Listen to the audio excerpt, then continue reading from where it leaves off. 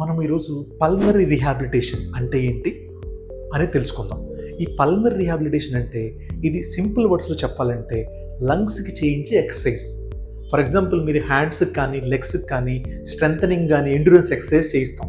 అంటే మజిల్ పెరగటానికి కానీ లాంగ్ రన్నింగ్ కానీ కార్డియో ఎక్సర్సైజ్ చేపిస్తాం, అంతే కదా. హ్యాండ్స్ అండ్ లెగ్స్, లంగ్స్కి కూడా అలాగే సపరేట్ సెట్ ఆఫ్ ఎక్సర్సైజ్ ఉంటాయి. అంటే డీప్ బ్రీదింగ్ ఎక్సర్సైజ్ కానీ, ఇన్సెంటివ్ స్పైరోమెట్రీ అంటే బాల్ ఎక్సర్సైజ్ కానీ, diaphragmatic breathing, flat diaphragm breathing కానీ, ఇలా డిఫరెంట్ టైప్స్ ఆఫ్ ఎక్సర్సైజ్ ఉంటాయి. ఈ ఎక్సర్సైజ్ అన్నిటినీ కలిపి మనము పల్మనరీ రీహాబిలిటేషన్ అంటాం. ఇది పల్మనరీ రీహాబిలిటేషన్ అనేది ఎవరికి చేస్తాం? ఎవరిలో అంటే క్రానిక్ రెస్పిరేటరీ డిసీజ్, అంటే ఎక్కువ రోజులు లంగ్ జబ్బుతో బాధపడుతున్న వాళ్ళు, అంటే సిఓపిడి అవ్వచ్చు, ఐఎల్డి ఇంటర్స్టిషియల్ లంగ్ డిసీజ్ అవ్వచ్చు, క్రానిక్ బ్రాంకియల్ ఆస్తమా అలాంటి పేషెంట్స్లో, క్రానిక్ బ్రాంకెక్టాసిస్ అలాంటి పేషెంట్స్లో, ఇలా క్రానిక్ రెస్పిరేటరీ డిసీజ్ ఏదున్నా సరే ఈ డిసీజెస్లో పల్మనరీ రీహాబిలిటేషన్ అనేది compulsory, recommended by national and international guidelines.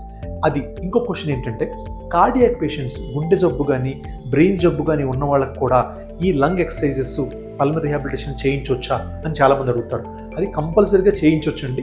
ఎందుకనంటే కార్డియాక్ వీక్ ఉన్నంత మాత్రాన లంగ్ ఎక్సర్సైజ్ చేయకూడదని కాదు, కంట్రోల్డ్ మేనర్లో, ఫేజ్డ్ మేనర్లో రెగ్యులర్గా చేసుకుంటే లంగ్స్కి చాలా హెల్ప్ఫుల్ అవుతుంది, ఈవెన్ దో మీకు హార్ట్ ప్రాబ్లం కానీ బ్రెయిన్ ప్రాబ్లం ఉన్నా కూడా.